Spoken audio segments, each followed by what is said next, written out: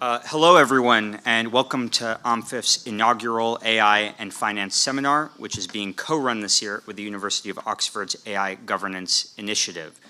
This event is the first in-person event in a series that we will be running on artificial intelligence's safety and governance considerations, with a particular focus on the financial sector. Now, before I begin, I want to share a few brief comments on why we are looking at AI applications and risk in the financial sector. For starters, there's perhaps never been a more interesting time to study artificial intelligence.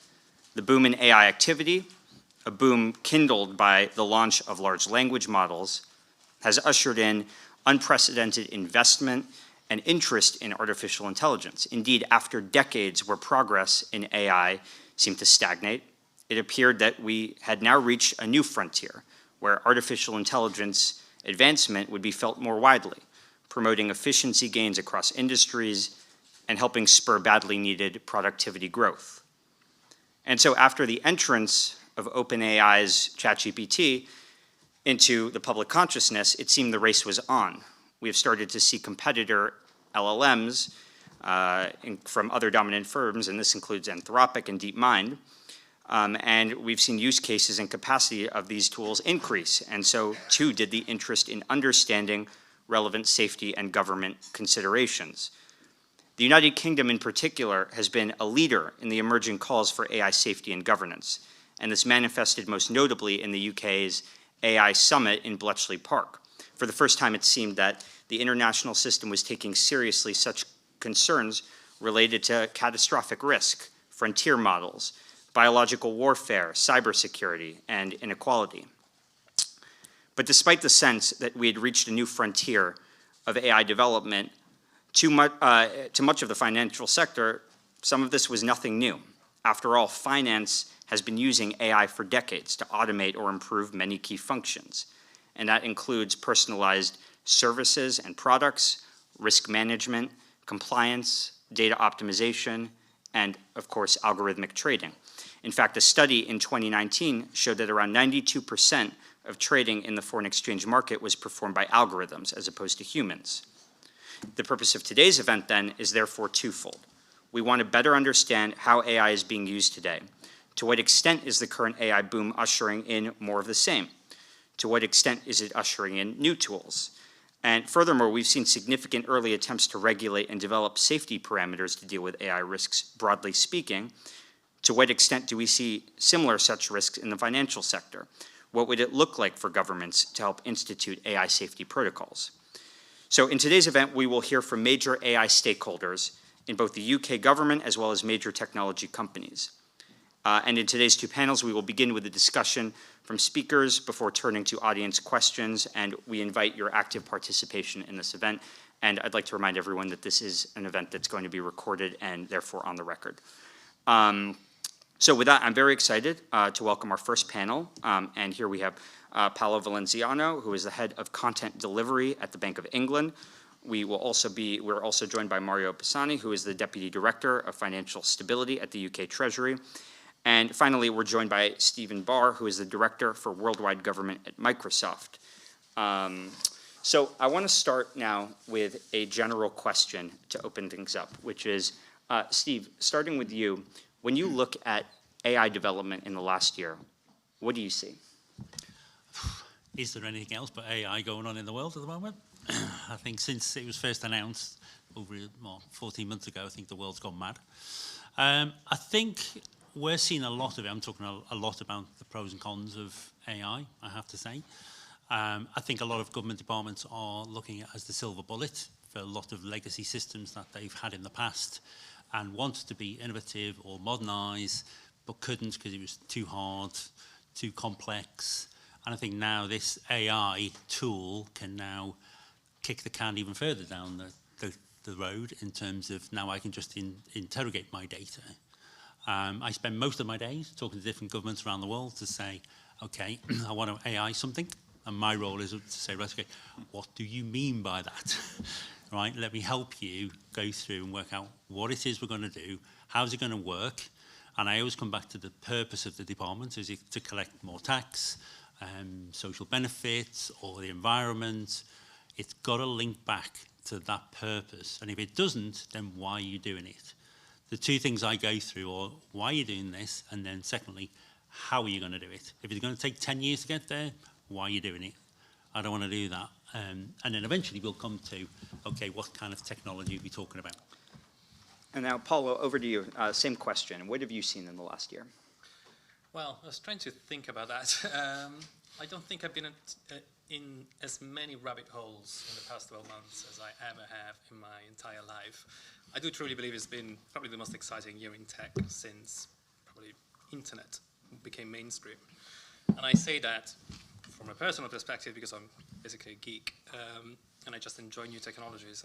But with my Bank of England hat on, I think what really this means for public sector is unlocking productivity to a scale that we've never been able to do before. We've always been constrained by budgets and number of people that we can hire, talent.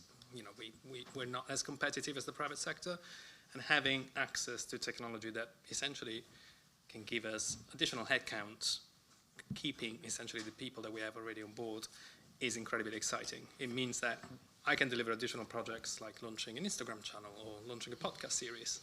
And it's something that we always wanted to do, but we didn't have capacity. Now I have little chatbots that can help us with that.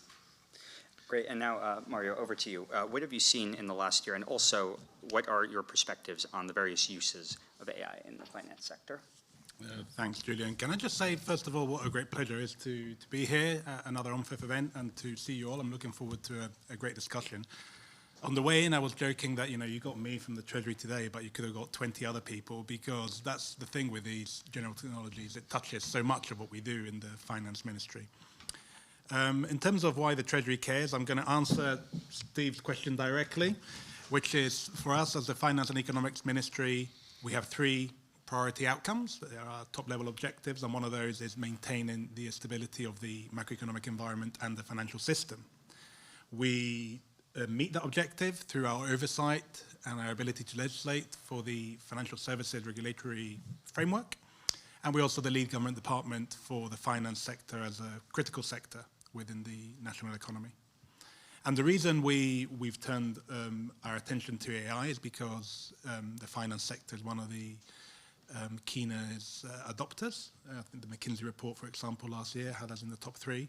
And that brings loads of opportunities for the sector, but opportunities that you can only really exploit if you're able to mitigate the risks. So that is why we have a purview on this. So, Steve, I want to come back to you and ask, could you describe how AI is being used to improve the distribution and integrity of financial news and data? So this is now coming to one of the central themes of this discussion, which is going to be the dissemination of financial information and knowledge. Yeah, I think from what you said before as well about the financial institutions have been using this technology for quite a while. I think now, though, with AI, it's opened up to a lot more people who don't have to, have PhD in financial solutions and so on. It's opened it up to the ordinary person, really, who can now access information, ask questions in a natural language, and literally just ask a question as you normally would do, whereas before you had to have some sort of programming or, Excel spreadsheet capabilities that, you had to go on training courses for. I think it's opened it up a lot from that perspective, and now you've got automated solutions that can take data from multiple sources, bring it together, give you the answers you're looking for, but you're able to ask it questions, whereas before someone would probably produce an Excel spreadsheet and chart and print it out and things like that, whereas now you can have that information, but you can now interrogate the information rather than give it back to someone to say, right, I want a view of this, and then they go away for another week and then come back with some more information. The challenge with that is you're getting now information from the whole internet. And right. So you have to think about the content, and I think this is where content credentials really matter.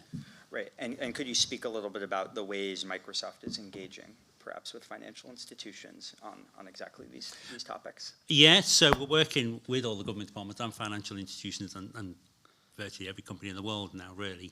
And we have a responsible AI ethics team, massive team. And Brad Smith, who's our president, drives all our culture. And one of the mandates he has, and I speak about it often, is just because we can doesn't mean we necessarily should. And so everything we do with any organisation, we look at and say, right, should we be doing this? And so we look at the content credentials that we set up with the BBC and the New York Times, Project Origin. So you have metadata attached to data to say, this is from a trusted source. And I think you have to have that, where's the origin from? And I think when GPT came out, part of the hallucination problem was it would give you an answer, but you didn't know where it was from. So it was from the whole internet, whereas now the later versions and the internal ones like the Copilot and things give you those links to where that data was from. And so another thing I always say, it's about humans plus AI as well. So anytime you get an answer, you have to have a human that makes a decision on that. So you can get some financial information, and prime example is fraud. I do a lot around fraud. AI will show you that there's an anomaly there. It won't say that is fraud or that's an error. It'll show you there's something wrong. It's up to a human to look at it and decide what to do with that. So don't ever get to a stage where you automatically let AI make a decision, because then if you go to court or something like that and you say, oh, the bot told me, you're going to get thrown out. You've got to have that information in the background and say, here's where I got it. It wasn't from a black box. Here's all the information together. That's why we've brought it to court. Well, Paula, I want to come over to you now and just ask, both with your Bank of England hat on, but also with your hat on as someone who's working very much in the communication side of things. How is AI shaping the way that you approach communications, and also maybe thinking a little bit about Steve's point about fraud as well, and public sector, private sector engagement? What are your thoughts? Well, this has been the focus of my past 12 months at the Bank of England. I've been trying to educate people around me of the benefits alongside the risks of AI. Let's start with the risks. Let's start with the scary parts first. You're probably familiar that it will take 5 minutes for anyone to clone the voice of someone, and right now you can also generate very credible videos. And there is a huge reputational risk when you do that, because anyone could potentially leak a fake telephone conversation that is treated the same way that could really move markets. And I demonstrated that to the governor himself, and I cloned his voice from a YouTube video. It took me literally 5 minutes. And it was very credible. This was already 12 months ago, so now the technology is probably, you can do that in 5 seconds, I'm not quite sure. But these risks are important to familiarize with, and until we have a regulatory system that looks at the entire industry and cooperation between public sector, private sector, and all these multinational companies, for all of us to come together and come up with a solid framework to really counteract these narratives. I think it's still very early days. It is just one massive grey area at the moment. Can I jump in on that? Yeah, absolutely. You asked for this discussion on the panel. So, fully agree with you. And so, Microsoft some time ago launched the video authenticator. So that's a tool that looks at the videos and can see where it's been altered. There's subtleties in the video and the grayscales that a human wouldn't spot. And so you can see that. And also, again, come back to the content credentials. Having a credential attached to video shows that it's from a trusted source, or whether it's been altered in some way. But it's always getting better. And the video authenticator and other products from other companies will do the same type of thing. I've always got to stay ahead as well, because it's a balancing act. But looking historically, we'll get into this little debate now. It's nice. Historically, essentially, the internet has always worked this way. You try to regulate and basically stop something bad from happening, and then it's just a cat and mouse game that is constantly evolving. And you have the dark web, which is this cesspit of anything that is illegal, and this will keep on happening. So I think it's important that we guard the channels as well as the technologies themselves. So if all this misinformation is spreading over social media, Microsoft and all the other big players should really make sure that, and the regulators, that they implement tools that automatically detect fake content. Yeah. Well, I want to come back to that question too, about this race between regulators and the technology itself, but could you maybe say a little bit more about the ways in which you're seeing AI actively used at the bank? Well, the way I'm promoting it, so I should probably introduce myself first. First of all, I'm head of content delivery, so I'm responsible for the Bank of England website, social media channels, and the publications. So essentially the digital channels. I don't work in the communications department, so I'm not really familiar with the finance world, and I like it to keep it that way. Essentially, my interest is creating content, promoting it, disseminating it, and measuring how well that's performing. So the way, obviously, generative AI can help us with that is by creating more innovative content. I personally developed a couple of AI chatbots trained on the content that is already available on the Bank of England website. We've not released it publicly yet because of hallucinations and some random answers, but it is being tested internally. The potential of that is, forgetting about the public using it, is for us really in the comms departments to test out ideas.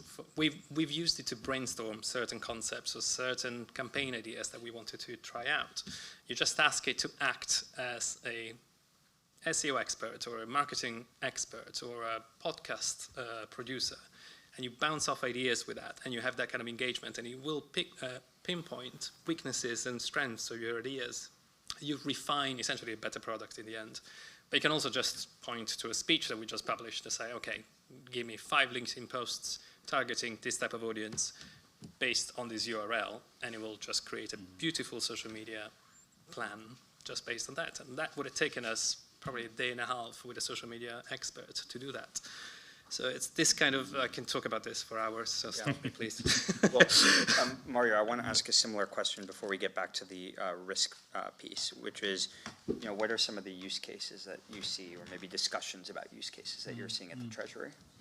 Yeah, so when we talk to firms in the sector, it's really impressive the extent to which AI is being used already. Things like fraud detection, media analysis, customer services, know your customer.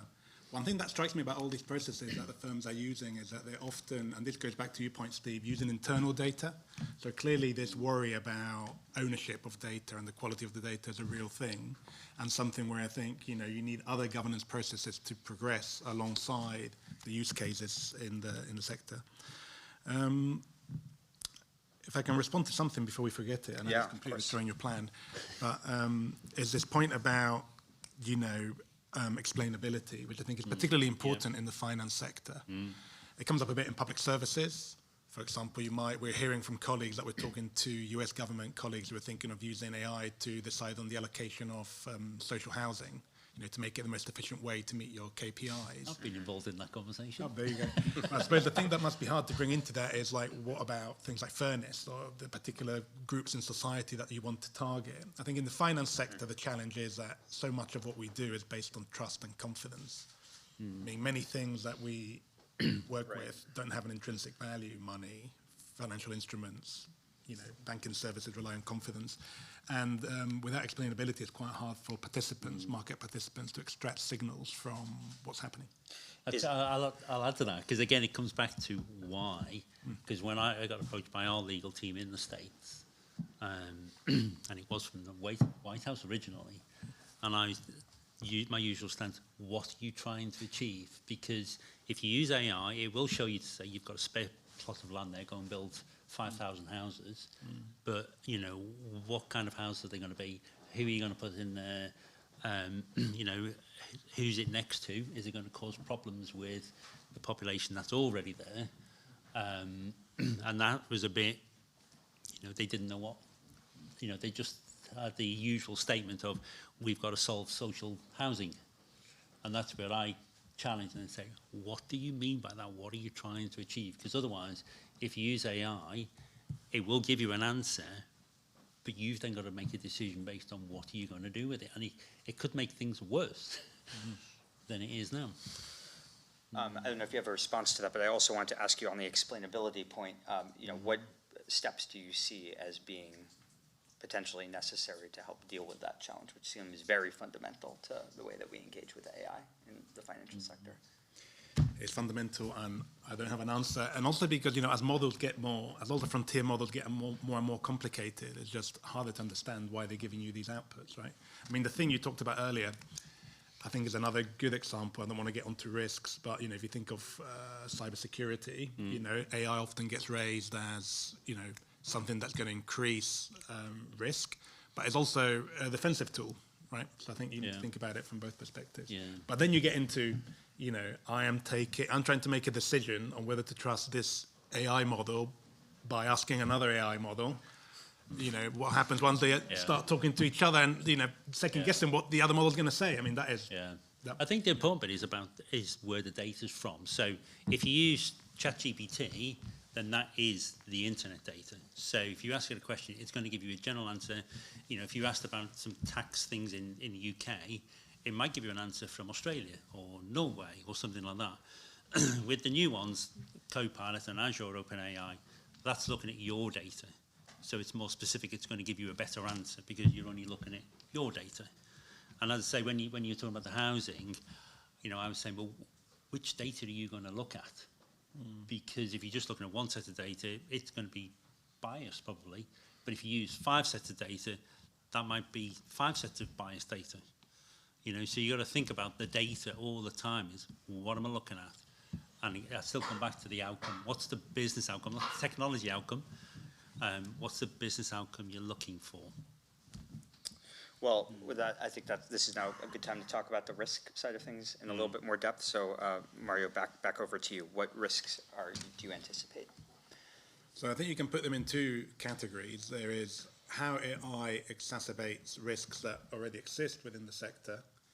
And in a way, most new technologies do that to some extent. But you can think of, for example, macro financial risks like trade and convergence, or how AI could encourage customers to take deposits out of banks during a run, for example. There's also the operational risk vector, where obviously financial sector firms are already doing lots, but what happens if you end up with a lot of the technology concentrated in a small number of providers? What does that do for your supply chain management? We talked about cybersecurity and how it reduces the cost of entry for malicious actors. And then there is the harder category, which is the one that we talked about a minute ago earlier, the new risks that are created from the interconnectivity between AI models and being able to understand why models are giving you certain outputs. That will be my referential framework for risks. And obviously the solution to a lot of that is, in part, good regulation. And I know my colleague from DCIT, Ellie, in the next panel is going to tell you all about this. But there's also a responsibility on the user and in the sector, the firms, to make sure that they are not taking undue risk. And given those, stakeholders that are responsible for using these system safety or creating frameworks for their safe use, and the speed with which the technology is developing, do you have thoughts at all about the capacity for us to really safely embrace AI in the financial sector and overcome some of these challenges, just given the rate at which it's moving forward? The thing that I think is challenging is that the benefits are so huge. So, the McKinsey paper, for example, has some incredible estimates for productivity improvements in the banking sector. So I can imagine that, everyone's just racing to the door to try to get this set up, and Steve here is helping them do it safely. The thing that worries me is the non-continuities, as I talked about earlier. So, you might be thinking that you're on a path to extract all these productivity benefits, but then something goes wrong. Right. And I think in finance in particular, you can't really afford for things to go wrong very often. It's Right. not like, the provision of media content or whatever, because of the role of confidence and trust. The UK is doing a lot of things to try to make AI adoption safe, and Ellie will tell you all about this in a minute, but, including the announcements that we had in the budget a couple of weeks ago. Right.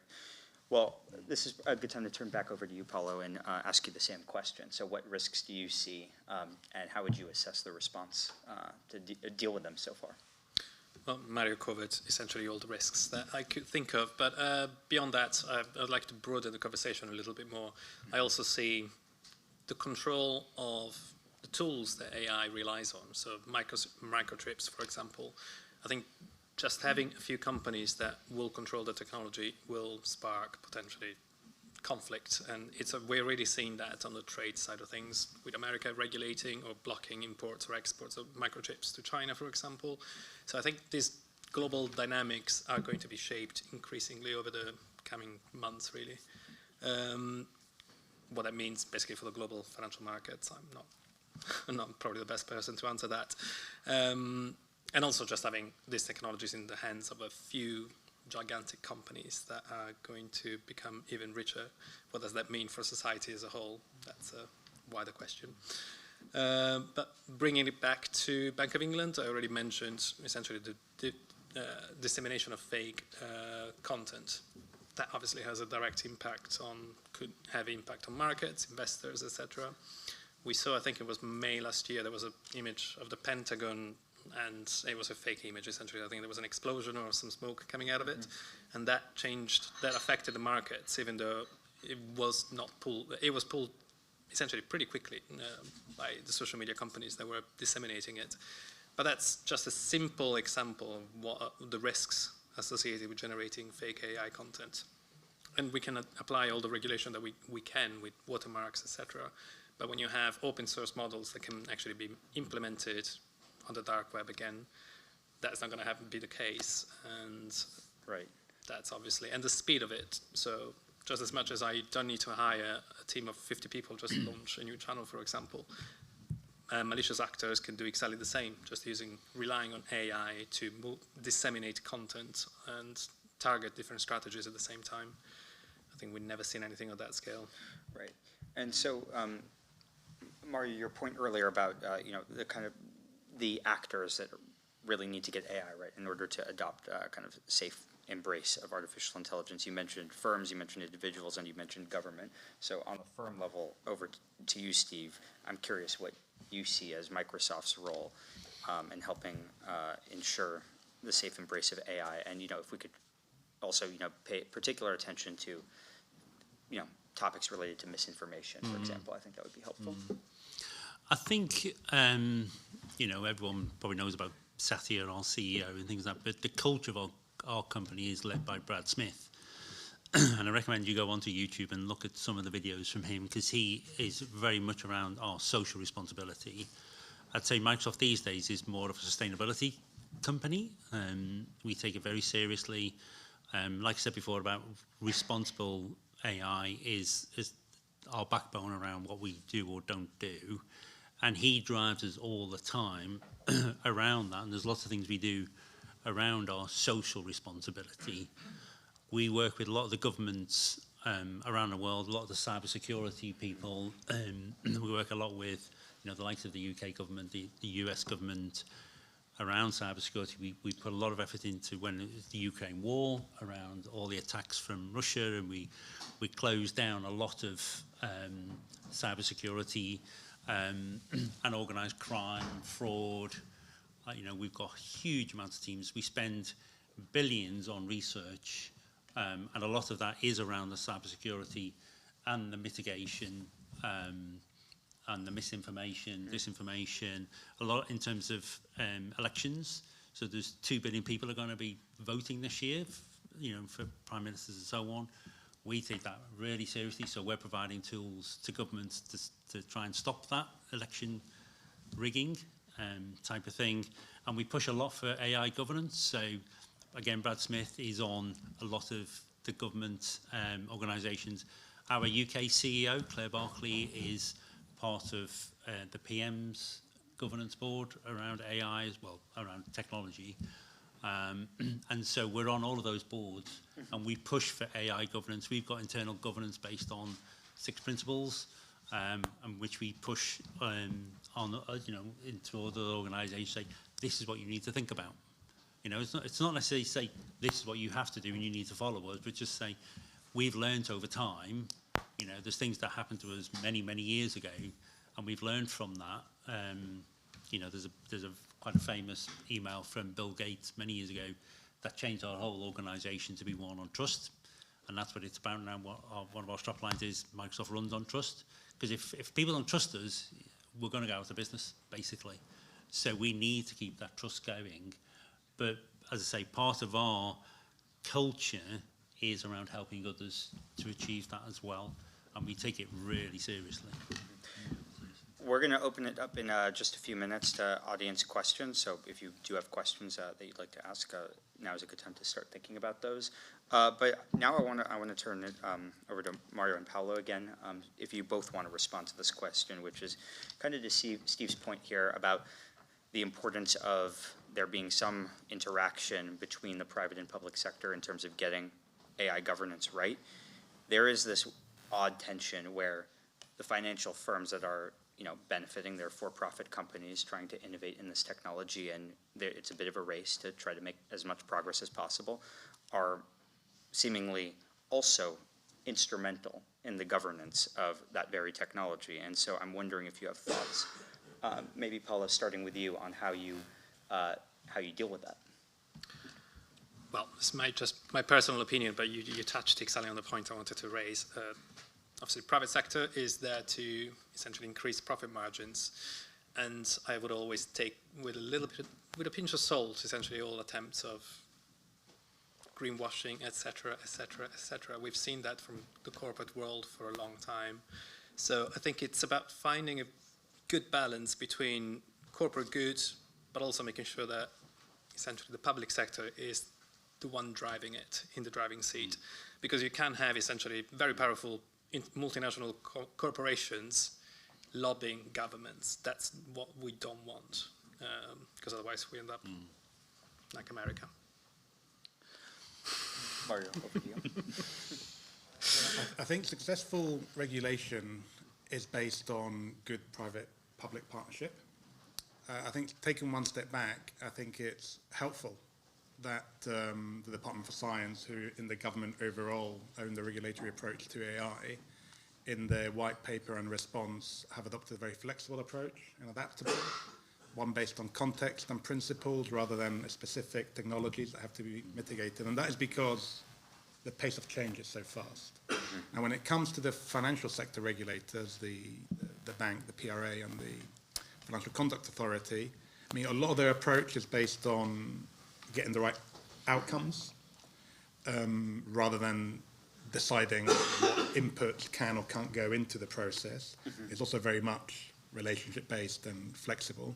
I mean, if you take the supervision of operational resilience, for example, I think it was in 2021 they set up a public-private AI forum to talk to firms. Now they've got their standing body, the Cross-Market Operational Resilience Group itself is also set up an AI working group so that the firms can work with the regulators and with government on where next. Because, to an extent, we all want similar outcomes. Right. So I think it's very important to exchange perspectives. Okay. Well, we're going to switch in a minute to the optimistic side of this and look at some of the opportunities that might be emerging from AI in the financial sector. But before we get there, I want to open it up to audience questions. There are going to be people handing out microphones from our side. So, yeah, we've got a question right there. Michael Borelli, AI and Partners. I'd like to direct this question to Mario, if that's okay. You mentioned KYC in terms of Treasury use cases. So we're still, to a certain extent, struggling with KYC. How do you think firms are dealing with KYAI, Know Your AI system? Thank you, Mike. Great question. So, it goes back to what I said a minute ago. The way the FCA will regulate that is that they will say these are the outcomes that we expect you to achieve as a firm.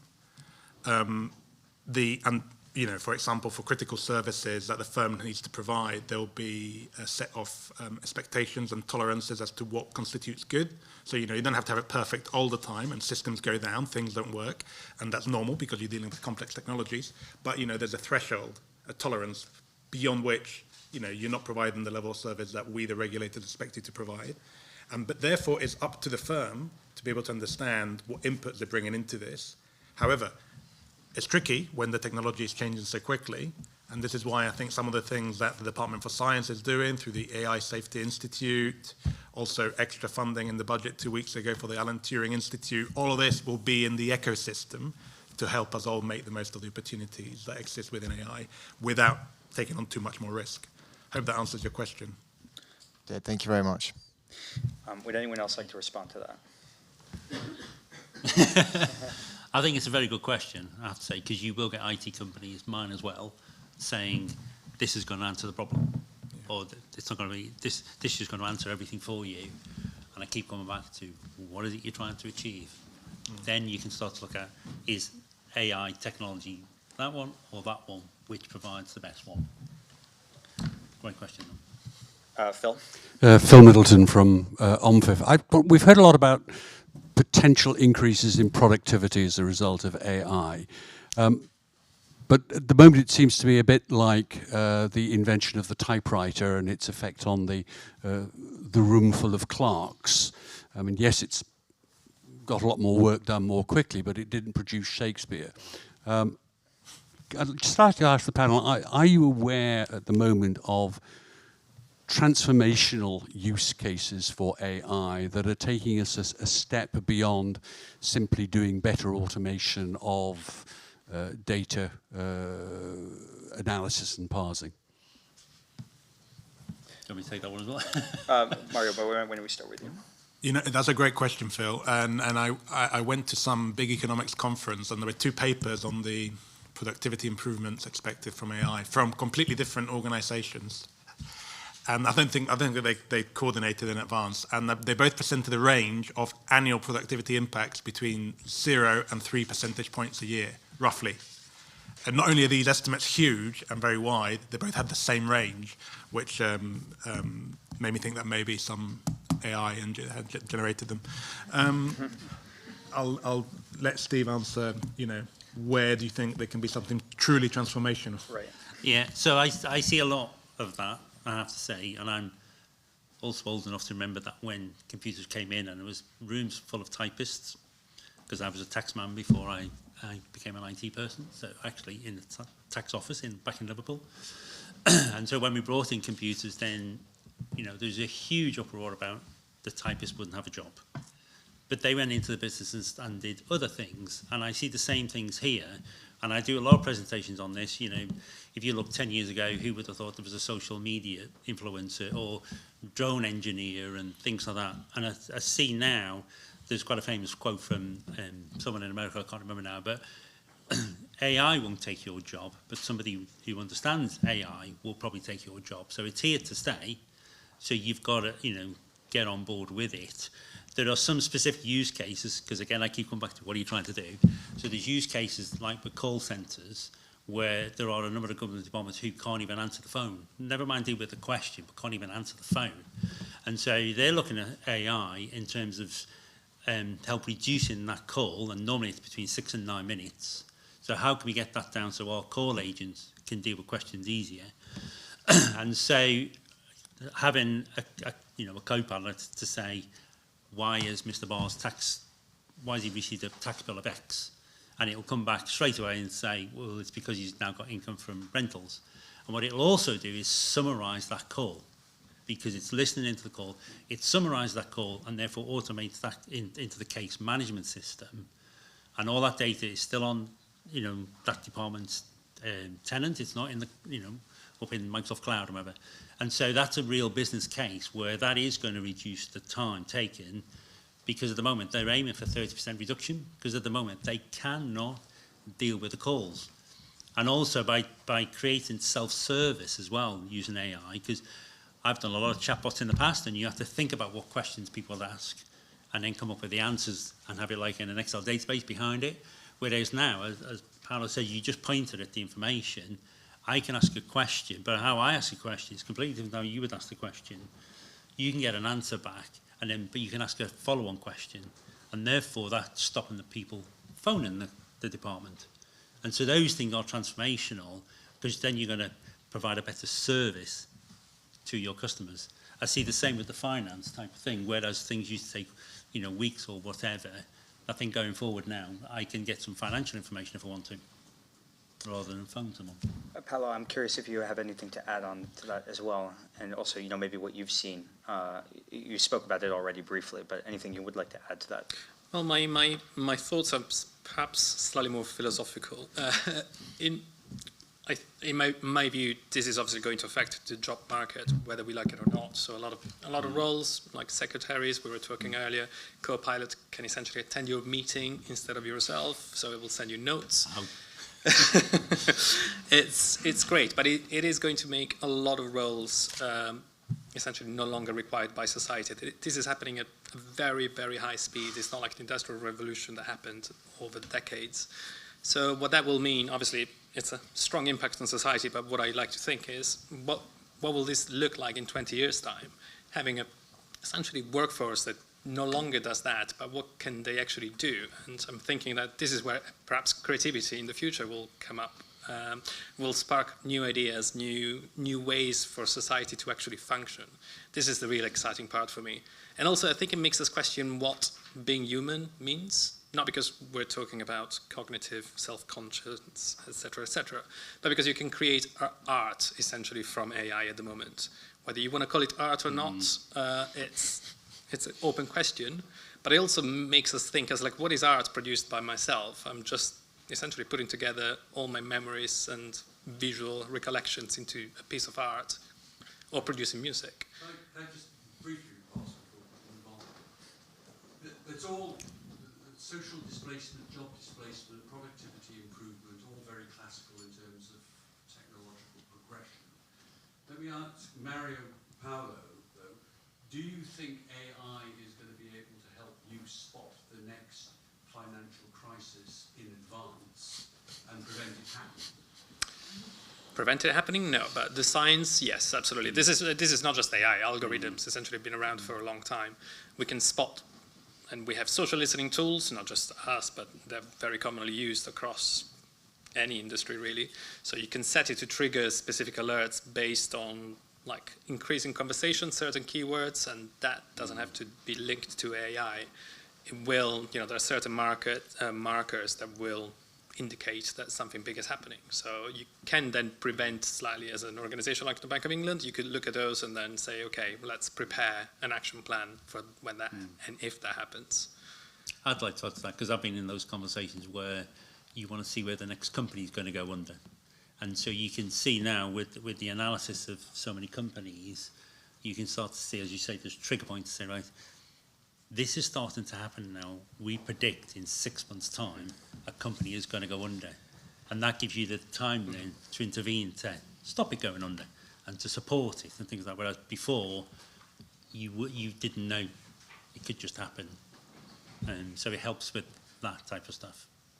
I think the question about market risk is a good one. Yeah, it's a great question, Phil. I mean, I think the PRA are already using some tools. I mean, in their case, and they have it in the manual, don't they, of supervision, it's judgment based as well. I mean, they're only supervising 180 banks. However, using AI as a tool helpful. Where I think it has a lot more potential is in what the FCA have to do, because they got 40,000 firms across a range of different sectors. Now, that is not really about system-wide stability, but we also care about consumer harm. So, I think for them, and I know they're also using it for some applications, I think it can be really helpful. Just going back to something for you, Steve, I mean, I'll be really interested in whether AI is being used in education as well, because that's the other way you can get at, output, right? Yeah. In the classic model is physical capital and human capital. It seems to me that the way that we allow citizens to accumulate human capital could be transformed by these technologies.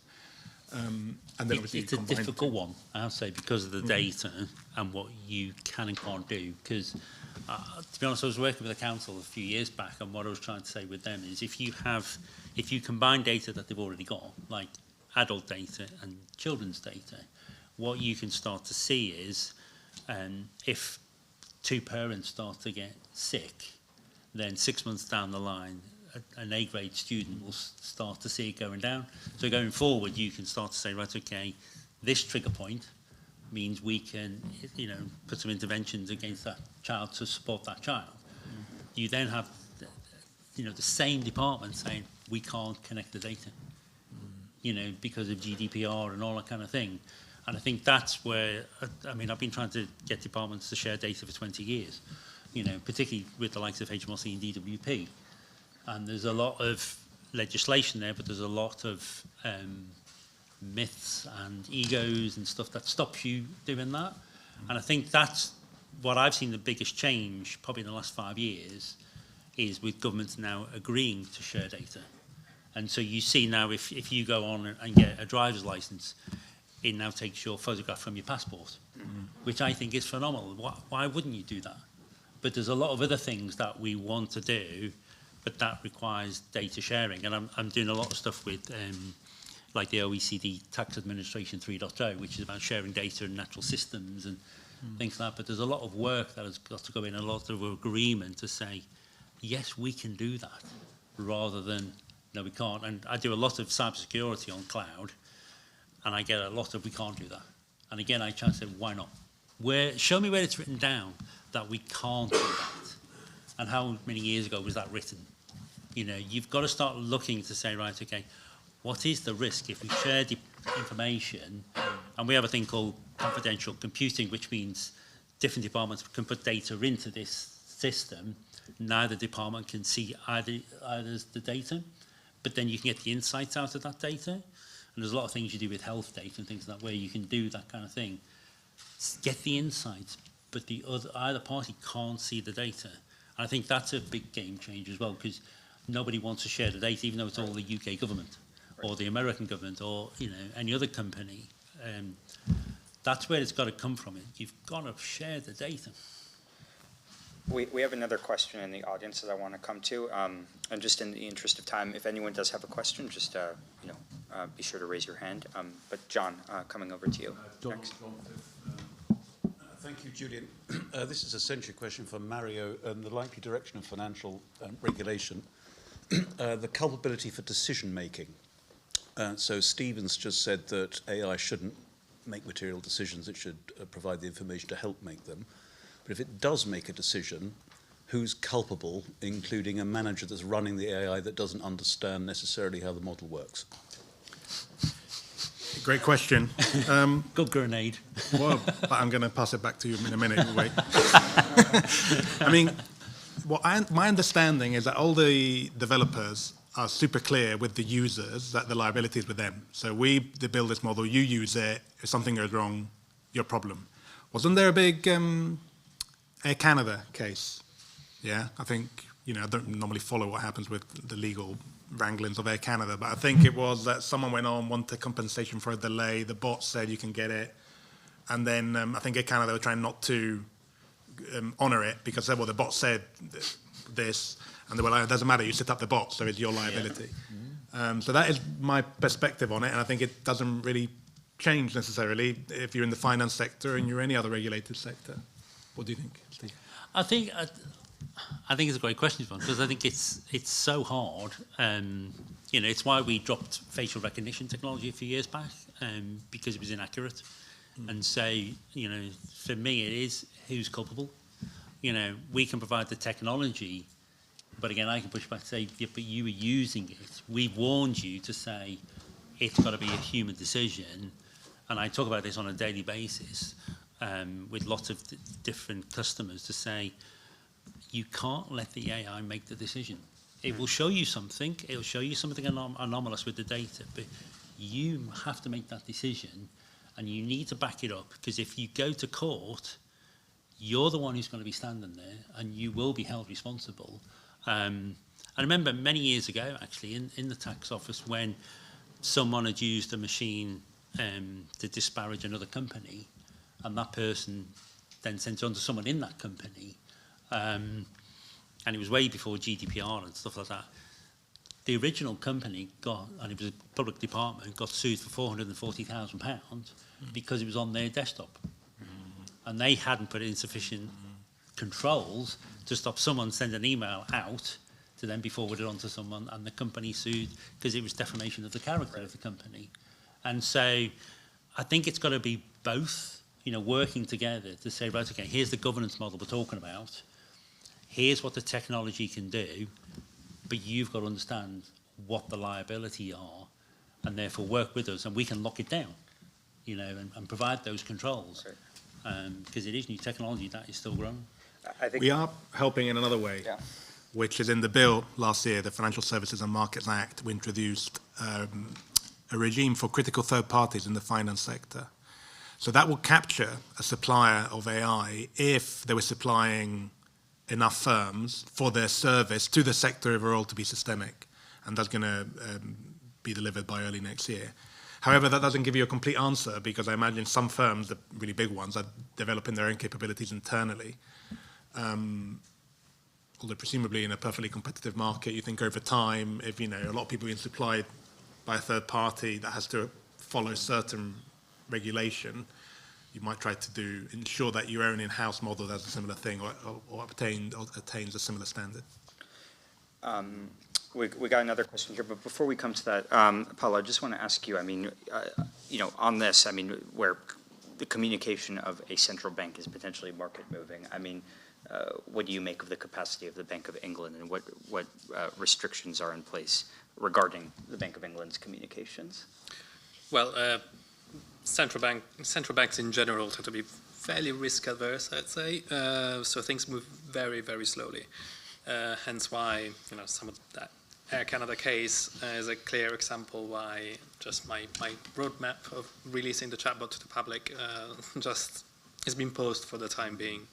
The way I try to educate people around me is that AI is not the end solution. It is not a copy and paste job. It is something that you should look as a source and then re-edit and make it your own. That goes back a little slightly to your question earlier. We shouldn't look at it as the solution. It's a tool, and I love actually Microsoft's brand name for it, Copilot. It's not in the driving seat; it's your Copilot there to support you. It's not autopilot. Yes, it is exactly. Yeah. Exactly. Although there are auto GPTs that are getting to that level, and that's why we're still not really using generative AI in our communication. But it is happening. Do you think it's only a matter of time till the Monetary Policy Committee minutes are written by Copilot? Yes, certainly. There is no reason why they shouldn't be. Someone needs to check it. And also perhaps written in a language that is slightly more accessible.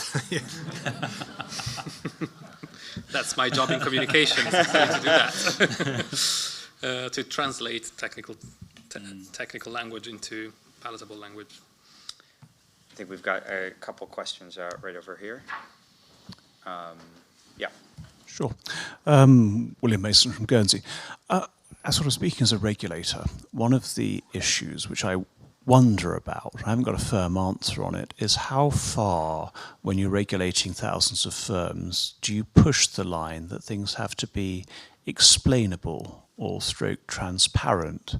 Because, going back a bit, I was told that was remarkably difficult to achieve with AI, certainly if you're using advanced neural networks. And if you insist on that level of explainability, then effectively you were going to disrupt firms from being able to use advanced AI. I think things have become more explainable over the last 18 months since I sort of last looked at that in depth. But have you got any of the panelists as communication specialists got current views on how explainable we should be insisting the systems, the people we regulate, should be? Sounds like a question for you. It's a great question, and I don't know the answer. I think if you look at the development of financial resilience supervision in the sector, one way you can try to understand where you have gaps or where there are unknown links between parts of the system is by following some sort of stress testing regime with scenarios. And the bank, I think last year, the year before, did the first ever cyber stress test. So that's one way that you're trying to explore how, the whole system is connected to each other, and whether when you shock it, there's anything that you've missed. So you can imagine in time using a similar approach for this sort of thing, but I don't know, by then it'd be too late, wouldn't it? So, yeah. I don't know. Maybe my colleagues. I'm going to still say it's got to be explainable. Yep. I think when GPT first came out, it just gave you the answer, but didn't say where it got it from. Whereas now, when you look at it, it will give you a list of 3 or 4 or 5 links at the bottom of where it got that information. So you can click on that and go and check those answers to make sure it is what you think it is, and from the UK or whatever. I think it's always got to be transparent. I do. It's one of our principles in terms of the responsible AI, you know, with fairness and inclusivity and reliability and things like that. But, you know, transparency, it's got to be explainable. We've got a few questions here, so let's take two at a time now. Yeah. The cost of building some of these GPT systems is staggeringly high, which means that there's going to be a consolidation likely of the providers of these services. How do you see the ongoing risk of so many firms, so many asset managers, hedge funds using the same sorts of models and therefore accentuating the same risks and making a quant crash seem like a simple dream that we thought of in the past, and now we have the real issues to deal with? Very glad you asked that. That was one of the final questions I was going to ask. So, yeah.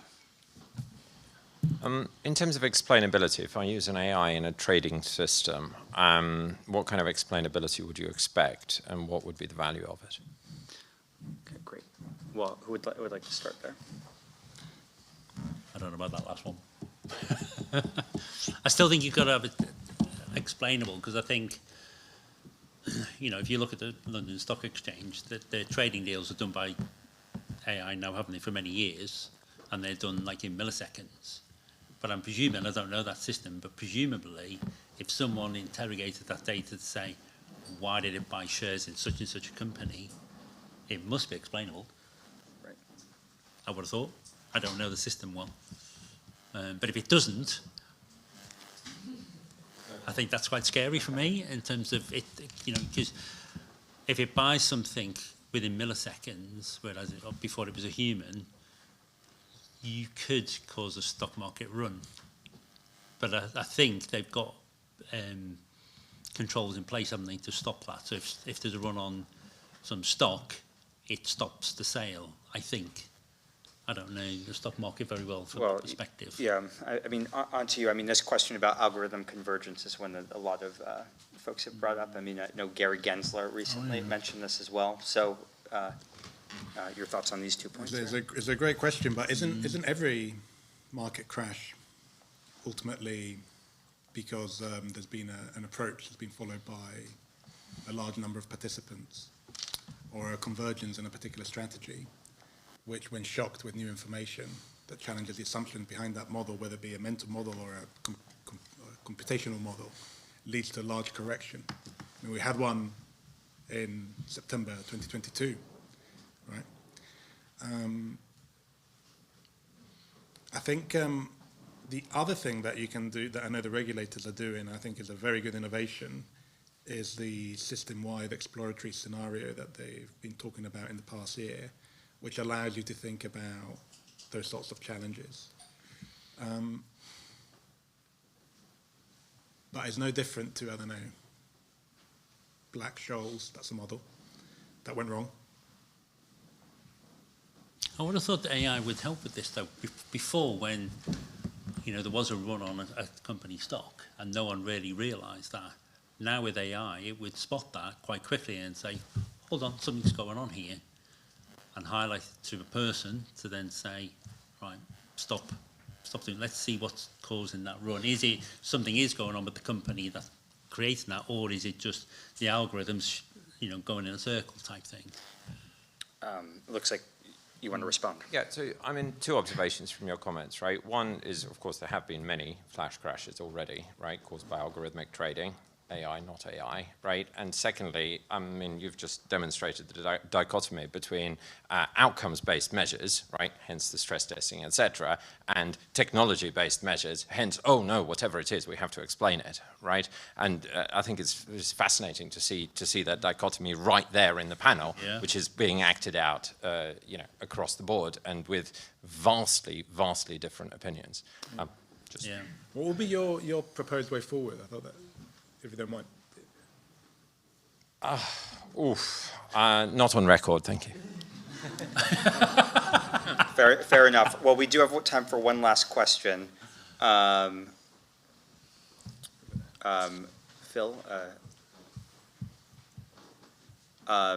Okay. Well, we've got one question right there. All right, yeah. I hate to push the point on explainability, but it's Michael from Swift. I'm in the AI team. A question about explainability, Stephen, and maybe for the whole panel as well. Stop calling me Stephen, it's very formal. Sorry, Steve. On explainability, when you look at something like a large language model, fundamentally, from my understanding, it looks at patterns and then it makes a guess on the information moving forward, right? So when we talk about explainability, is that really a principle fundamentally that can work with something like that technology? And when we look at something like Copilot, that's great because it gets your prompts, gets, from what I understand, your documents that you have maybe in your SharePoint, it adds that to the prompt, but then what it fundamentally does is it goes to a large language model like GPT 3.5, and it uses that to make a decision on the underlying data, and then it brings it back and tries to check it, right? But might have explainability on the underlying data that it's tried to look at, but you don't have explainability on how it's made that decision, because that's fundamentally how the model works, right? So you may not have a specific answer to that, but it's just a question for the panel. I think multiple people have brought it up. Is really explainability the right principle, or should we really be focusing on the output and saying how are we going to grade the accuracy of the output when we fundamentally can't actually explain how a model has made a decision? That's a great question. It is. So in terms of guessing, what it's doing is as you're doing the prompt, it's guessing what the next word would be based on what phrases it's seen in the past. The large language models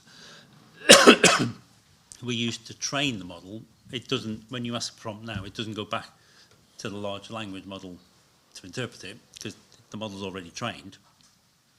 It's looking at the data you've got, but you can still explain it. So in previous ways, there was, you would show a model, here's an apple, here's a cat, here's a dog, and you would show it that kind of thing. And then the next one with deep learning and things is showing different pictures and letting it learn itself what the pictures were and how to play Pac-Man and things like that by losing the games and things like that. Whereas the large language models, as I say, has used all the data from the internet to learn how to answer something, but it's not using that data source to then answer your question. It's like when you're a toddler and you're shown things and you learn things, you don't refer back to being a toddler on how you answer the question, if that makes sense. So when you're going into Copilot, as an example, it's looking at your data to answer the question, but it's not going back to the large language model to get the answer first. It was just used to train the model on how to look at data. I know it's really hard to explain, to be honest. I think if you look at, No, great. just beyond Copilot, so if you look at large language models, it's a great question. And I think the system should still be able to explain the logic behind the decision. And you could train the system to output for each decision that it's making to automatically output the logic. So you almost keep a record, a log that you can go back and query. However, it just doesn't work like that. No, but you can ask it why. So, but it's guessing why. Well, it in a way, but like there's a lot of things I do about electronic invoice anomaly detection, and so you pad in millions of invoices, and then it'll come out and say, right, okay, these 10% look anomalous, and you can say to it why, and it won't say, oh, because the large language model already was, 0.89 coefficient type thing. It will say because this company doesn't make that product. So there's the explainability. It's the explainability of the reasoning, not explainability of the large language model underneath. As I say, when I go to court and I want to prosecute that company for not making a declaration of tax on goods, I don't really want to know about the large language model. I want a report in a Word document to say this company was selected because it makes galvanized bolts, but it's actually trying to say it sells bananas. And things like that. That's the explainability of it. Mario, maybe a final comment from you on all of this. So if you were, different firms in the sector will have different strategies and different preferences for risk and reward. So imagine that you're faced with two propositions, one where you can go some way towards understanding why the model is giving you some outputs and one where you don't. considering that you need to stay in business for a long time and there are significant non-linearities in the finance sector, on the whole, you can imagine a lot of people preferring a model that maybe doesn't give you so much productivity improvement straight away, but where you can understand the risk a bit better. And that's particularly relevant if you think you're going to be in a world where the information set changes all the time and a lot, right? So I think that's why it's absolutely right that the Department for Science has made explainability and transparency one of the core principles in the approach to regulation. And, you know, if what I've said is true, over time, you can imagine all the players that stay in the market are the ones that offer, you know, some visibility as to why the model is making these decisions. I can give you a specific example. There's one where in customs, if it's going to sound really daft, this, but if you're exporting chickpeas, if it's just in a bag, it's only 5% VAT or customs duty, whereas if it's in a tin, it's 20%. And so what a lot of companies will say is it's just in a package, it's not tinned. And what the AI model is looking at is going through that data and saying, right, okay, judging by the customs code and the price and the weight, the weight is much heavier than it would normally look like. And so therefore, that's showing you the explainability to say, that's why we've selected that one as anomalous. As I say, it's up to a human then to look at it and go, actually, I think that was just a mistake by the company. Normally the company's quite good. But that's the explainability of it. Well, we can continue all of this let's carry on. Well, we're going to break for drinks and refreshments right now, and we're going to be back at 4 p.m. for our second panel, where we're going to be hearing about the future of UK AI regulation and governance. So, thanks very much, everyone. Thank you. Okay, so thanks everyone for coming back. We hope you enjoyed the break and refreshments. So we're now going to turn to our second panel of the day, which is going to be much more focused on the regulatory side of things, governance of AI, both domestic and international. And for this discussion, I'm very excited to welcome Anne Leslie, who is the Cloud Risk and Controls Leader for Europe at IBM. We're also joined by Professor Robert Traeger, who is the Director of the AI Governance Initiative at the University of Oxford's Martin School. And finally, we're also joined by Ellie Sweet, who plays a key role in the UK's AI policy response through her position in AI regulation at the UK Department for Science, Innovation and Technology. So we'll start out with a very open-ended question for you, Robert, which is, can you give us a lay of the land and tell us a little bit about what you see in AI governance today? What I see in AI governance is a lot of interest all around the world. A lot of commonality in terms of approach, but not full commonality. I would say, you know, in places like China, they have an AI model registry, which is very interesting. So there you have to declare models of a certain size or capability to the government. The government finds out a few things about those models. That's a direction that some countries appear to be moving a bit. But I think all countries seem to be trying to wrestle with a common set of problems that include how can we get transparency into what companies are doing. Once we get that transparency, how can we sort of evaluate that? And once we evaluate that a little bit, what are the mitigations? And so I think there is this sort of common set of problems all over the world. There's a set of international discussions, and there's so many international governance fora that we have to talk about interpretability or interoperability, excuse me, you have to talk about interoperability, not just in terms of the technology, but in terms of the governance frameworks themselves. And I would just say that I think we're at this sort of moment where there's so many statements of principle. And the question is, will we be able to move from a statement of principle to practice? And we see in a lot of other cases of particularly international conversations, we see that that is where things founder. Climate change would be a prominent example of that, arguably. Not completely, but in some part. And so will we be able to overcome that? And I think finance is this really interesting area for a few reasons. One is that There's a sort of early adoption when it comes to AI. So some of the analogies that people have when they worry about the impact of AI in other sectors are actually just analogies that come from finance.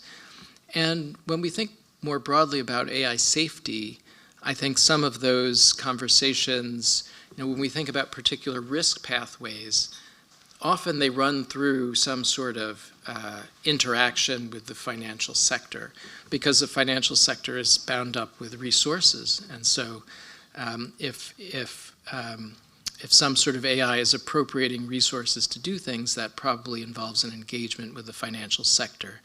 So if the financial sector is robust, then maybe that is important not just for itself, but more generally. So I think finance is a model in a lot of interesting ways. I don't want to go on too long, so maybe I'll stop there. But I'm sure we'll have a lot to talk about. Well, we're going to get onto the UK's response in a moment, but and I want to turn to you and ask how AI is transforming risk and management practices in finance, and just broadly what you see in sort of picking up on our discussions in the previous panel. Yeah, thanks. That's a great question. So I really like those comments that Robert was making in terms of, sort of the commonality. And what was interesting was you took sort of, the country level posture of it. Whereas in my day-to-day work, I'm maybe much more at the micro level. What are individual firms trying to do? And I think that's, it's sort of the convergence of these statements, high-level principles. One of the things that we've noticed is that a lot of the statements of principle and the direction maybe the regulation is going, it tells you what not to do. And I've been working with a group, people within IBM and also in the wider industry, alongside the Open Group, thinking about professional practice and trying to actually move beyond the statement of the words, which, while laudable and noble and important, they're not enough. And particularly in terms of AI systems, maybe the last frontier is going to be the IT architects, the actual people who are going to be designing systems, making the decisions, and it's the behaviors. And how are we evaluating what acceptable is? What does it mean? What does it look like? What is the risk that we're willing to tolerate? So when we start looking at what's happening from a risk and compliance perspective, it's not that there's a lack of good intent, but there is a space where bad things could happen, and even with good intent. So, I've been having kind of anecdotal conversations with people in risk functions in large banks saying, there's so much pressure from a business perspective to move fast. We have to. It's like this breathless, frenetic activity. We've got to move. We can't miss this. And things that are potentially hazardous, but may only manifest in terms of consequences 5 years from now, maybe further down the line, are being written away with a risk letter, which may or may not be appropriate. So there are multiple dimensions to this in terms of what are we willing to accept? How are we characterizing acceptability? And I really liked some of the comments from Steve Barrett from Microsoft earlier in terms of having emblematic figures in companies, be they users or the producers of the technology, is super important because they embody values. And he was talking about a decision to say we could do certain things, but we are going to choose not to. And that's crucial. There is a tendency to talk about we must not stifle innovation. That is a choice. That is not a natural law. And in what cases is it appropriate? Maybe not stifle, but to redirect, to put some guardrails around it. And I think it needs to be acceptable to ask uncomfortable questions and to have uncomfortable conversations and to challenge some of the things that we have taken as truth. Are they allowing us to get to better outcomes? The question that you asked, I loved it. We're betting the farm on explainability. Is it enough? It could be explainable, but still be a terrible outcome. You have wonderful clarity on how you got to it, but is it getting us to a good place? If it's not, should we be doing that, even if we can't explain it? So the evaluation of what we're trying to achieve, I think that's part of the discussion around risk and compliance. You can be compliant, but is it a high enough bar? You know, we could be ticking all the boxes and infringing nothing, but are we holding ourselves to a high enough standard of accountability? There's a lot that I want to follow up. That's really a very, very helpful answer. But Ellie, I want to come on to you. Can you tell us a little bit about the UK government's response to AI, how it's viewing regulation, and what some of those guiding principles are? Yeah, absolutely. Thank you very much for having me here today. So safe to say it's been a very busy year in the world of AI regulation. So look back into sort of March 2023, the UK government set out a white paper that set out a sort of comprehensive regulatory framework for AI. And as Mario spoke to earlier, this was a principles-based framework, an outcomes-based framework. The idea being that we'd set out some principles and those would be kind of interpreted and applied by our existing regulators within their sectors. And the underlying kind of philosophy behind that is that the risk posed by AI depends on the context in which it's used, and therefore it's a kind of better to kind of have our existing expert regulators interpret and apply those principles within their existing remits rather than necessarily standing up a whole new regulatory framework. So that was lauded as a sensible approach. On the same day that paper was published, the Future of Life Institute wrote a letter calling for the immediate halting of all model development. So the conversation moved on pretty quickly. And in the year since we published the white paper, we've obviously hosted the AI Safety Summit, we've established the AI Safety Institute, and we've really been thinking about the risk at the frontier. So the conversation is moving very, very fast. What we kind of put out last month in our white paper consultation response was really sort of our latest thinking in the regulation space. So we sort of reaffirmed our commitment to that context-based, outcomes-based, principles-based framework. And we sort of set out our next steps on implementation. And that links back to what Robert was saying around how do we actually turn these principles and these statements of policy intent into practice and into delivery. And that's a really, really difficult thing to do, and I'd like to get into that in more detail later. But we also set out how we're iterating our framework and iterating our policy thinking, because one of the fundamental characteristics of our regulatory framework is adaptability. And I think that has to be at the cornerstone of our regulatory approach in the UK. We have to be nimble, we have to be agile and adaptable, otherwise we'll lock in approaches that quickly become outdated. So what we set out last month was some initial thinking on future binding measures on the developers of highly capable general purpose models. Bit of a mouthful, but essentially the developers of these often large language models, but also other kind of highly capable general purpose sophisticated AI models. And I can kind of talk a bit more about that later in terms of what that means for liability, what that means for explainability. But I think it really shows that we're kind of spotting kind of gaps in the framework or new technology on the horizon, and we're thinking actually we need to develop some more policy here, and here's what we're going to do. And we sort of set out that thinking at a high level in the consultation response. So I think to sort of summarize, we're at this stage where we've got a robust statement of policy intent domestically. We've got a real drive to now implement that framework. That's a big, big job, delivering across 90 plus regulators in the UK. We've got our kind of iterative and adaptable policy thinking, where we're looking at the horizon and what's coming and trying to think about how our framework needs to adapt to meet those challenges. And we're also playing a very, very active role in the international debate as well, clearly looking through AI Safety Summit and other multilateral fora and bilateral kind of forums, relationships as well, at how the kind of international landscape is shaping up and where we want to really influence, where we want to achieve interoperability, where we want to kind of like intentionally kind of diverge and have a kind of bespoke and kind of unique approach within the UK. So really, really interesting time, really interesting space, lots more work to come.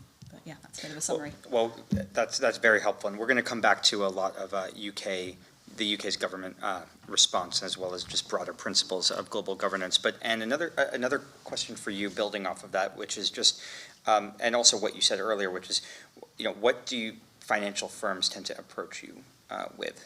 What do you see financial firms trying to, leverage IBM or leverage AI generally to do?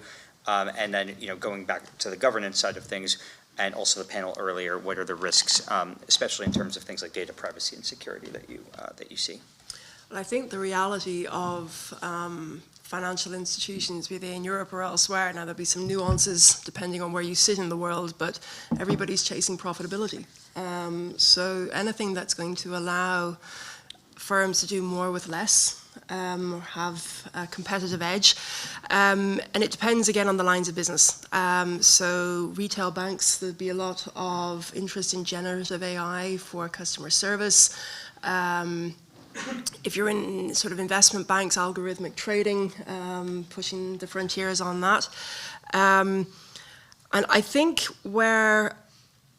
it's one of the things that I like about IBM in terms of the portfolio of capabilities that we have, is that we're able to have almost sort of like a systems thinking approach to it, which is, we were talking about this in the coffee break before we started. Banks need to not just digitize functions, they need to digitize their business models. And having the ability to think, I hate the word, but I can't think of a better one, holistically, about how the reality of the business model needs to translate into decisions around technology to drive outcomes. So it's not about just embedding a chatbot into a customer service function. It's about what are we trying to drive and what is AI contributing to. And the ones that are demonstrating, the firms that are able to demonstrate systems thinking in their ability to embed technology for specific outcomes across the layers of their organization are the ones that I think are going to reap much more benefit and much more sustainable benefit. It's the same type of thinking that's driving better outcomes in terms of operational resilience that Mario Pisani was talking about from Treasury. The ability to think about all of the component parts and what levers have we got to drive different outcomes. So it's being used to drive down cost. It's being used to drive productivity and efficiency. It's being used by the firms that have more vision to drive more delight. And I think this is where, again, we're going to see a differentiation. So retail banks trying to actually deliver services that customers like, as opposed to just thinking about how can we reduce cost. Again, there's so much alignment with the comments from the Microsoft speaker. Outcomes, what are we trying to achieve? And thinking short, medium, long term, and looking at what does it mean in terms of if we implement this, what are we going to get, and then what? So, for example, you could have an immediate benefit of a chatbot that is going to accelerate response times, much more efficiency in that function of the bank, but it changes your risk profile. And how are you then collaborating internally to determine that you have adjusted your risk appetite, the policies, collaborating with your cybersecurity colleagues, and all of those kind of foundational capabilities about how do all of the component functions of the firm work together so that the immediate benefit is reaped, but then the second, third, fourth order effects are also dealt with. And that's where it's challenging. It's not easy, but the thinking is evolving, and I think the policy agenda coming from operational resilience is shifting mindsets, and I think it's helpful in terms of how firms are embracing AI. Robert, just going to you now, I want to ask a question about international cooperation on AI. So what do you view as the role for international governance and cooperation between key stakeholders? What are the limits of it? And how do you assess the current global regulatory AI environment? Well, that's a big one. I think I would say, there are many different places are thinking about whether they should have voluntary regulation or they should have actual mandates, and then whether they need to harmonize things at the international level. And if they harmonize things through standards at the international level, then the next question is, do you have some sort of incentives for adopting those standards at the international level? And that's where things get fraught, and people have suggested many different things. The UN High-Level Advisory Board put out what they call an interim report, and that talked about the moment when we should be thinking about that kind of internationalization, where you actually had incentives for compliance, and I think they even used the word maybe they use the word compliance. I don't think they use the word enforcement, but they said that was in a table, and they said that would be greater than 36 months. So that was a view in terms of how difficult that was to achieve, how long it would take to consensus on international standards, and that we probably had to wait a little while before we get there. So I think, when people are thinking about the kind of ambitious areas of international governance, I think it probably is going to take some time. Even the things that seem less ambitious, like, can we consensus on risks through a kind of state of the science report, as the UK has been doing, but maybe that should be something that happens somewhere else, like at the UN, as the IPCC in the climate space does. But even there, that's a very fraught series of discussions.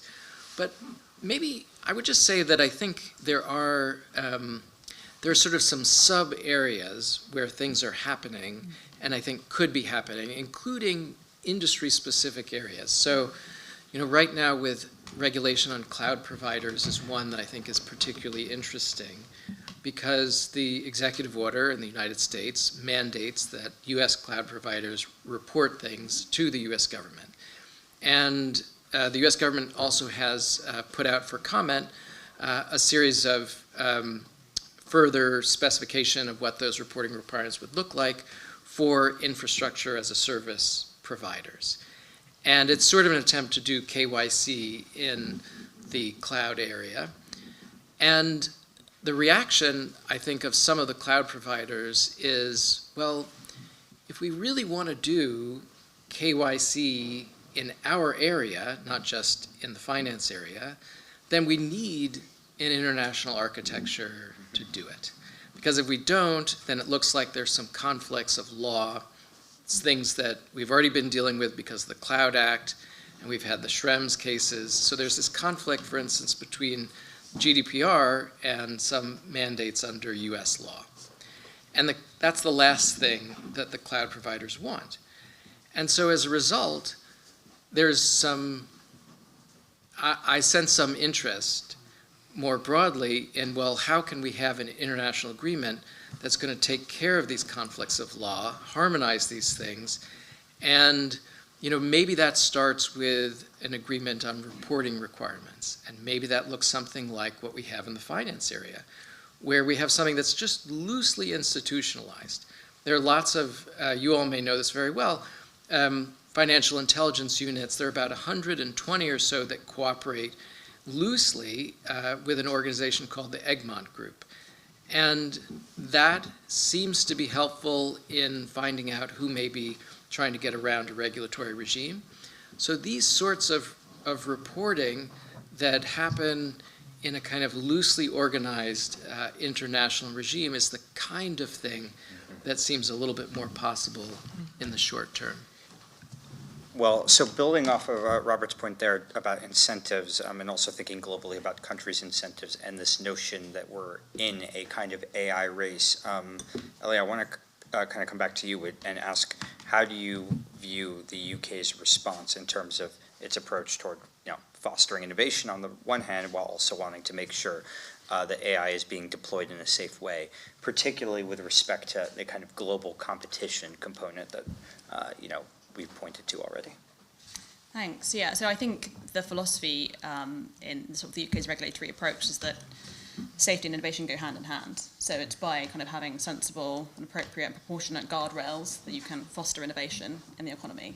So that's kind of really core to our approach. They're not mutually exclusive. They, as I say, they need to complement each other. Obviously, what the UK has tried to do is have a kind of flexible, non-statutory regulatory framework at present to remain sort of nimble and agile, and to set out principles for the regulators to interpret. And we really do hope that this does foster innovation across the economy, because regulators can kind of work with their sectors to kind of understand what does good look like here.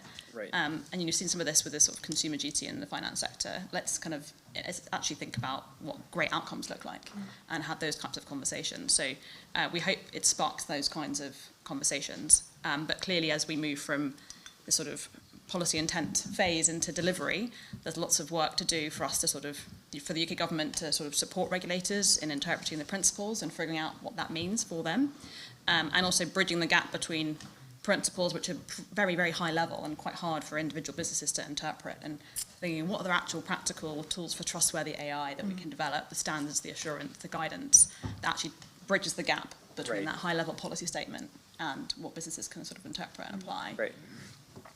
Well, on the kind of this notion of, I suppose, AI safety and innovation going hand in hand, it does seem that there's been, two dominant philosophies about AI risk. One that is very accelerationist and focused on kind of a optimistic view of AI's effects, and another that is perhaps more focused on things like catastrophic risk and so on.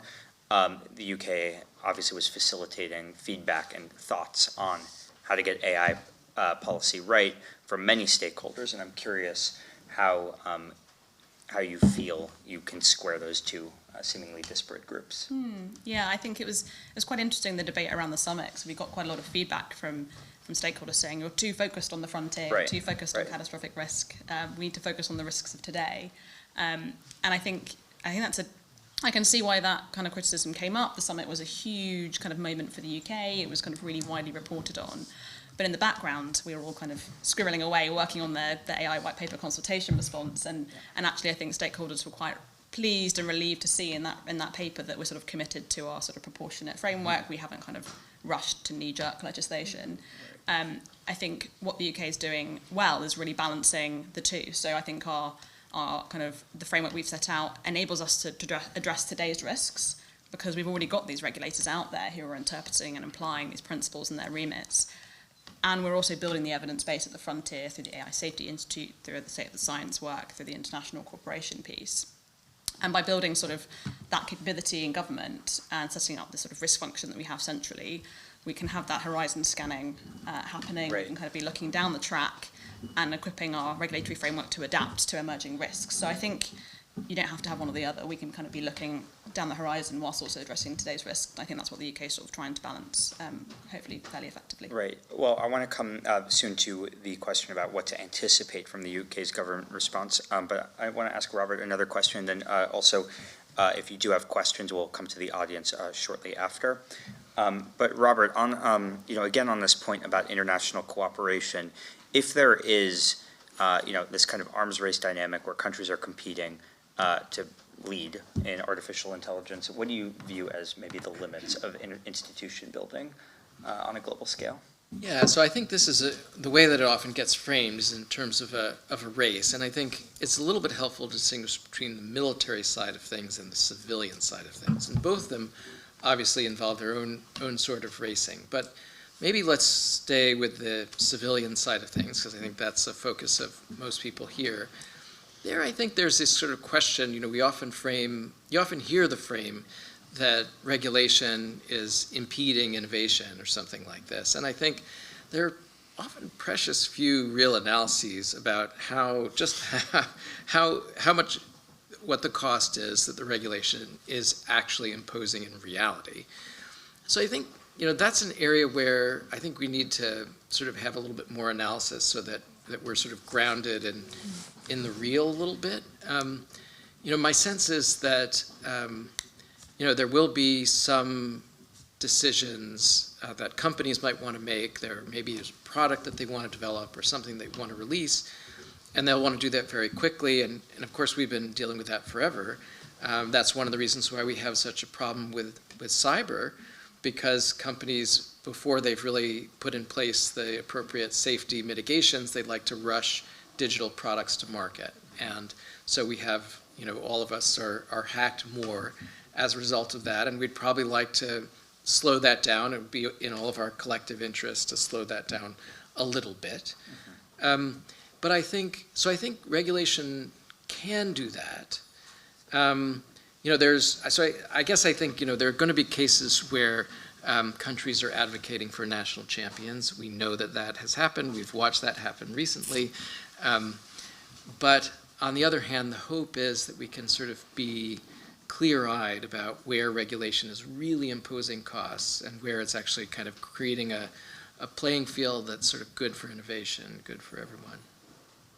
Great. Well, now I want to turn to the audience and ask if there are any questions. And we've got a question right here. Very interesting.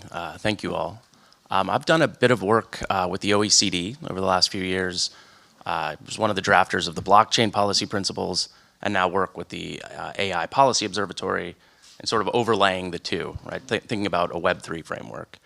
And one of the things that we discuss is the role of regulation when mass disruption comes to us. So if you could talk a bit about, so not necessarily the AI safety per se, the super intelligence discussion, but enormous job disruptions. A good friend of mine was managing many billions of dollars and was unceremoniously tinned on Friday with his whole group.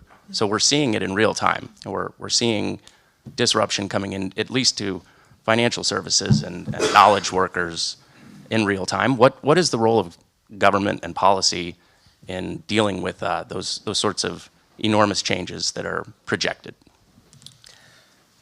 I jump in on that. Yeah, great. So if I can just segue via Robert's comments about the regulation of cloud providers, just as an analogy, it's trying to find the balance between collective outcomes and individual firm incentives.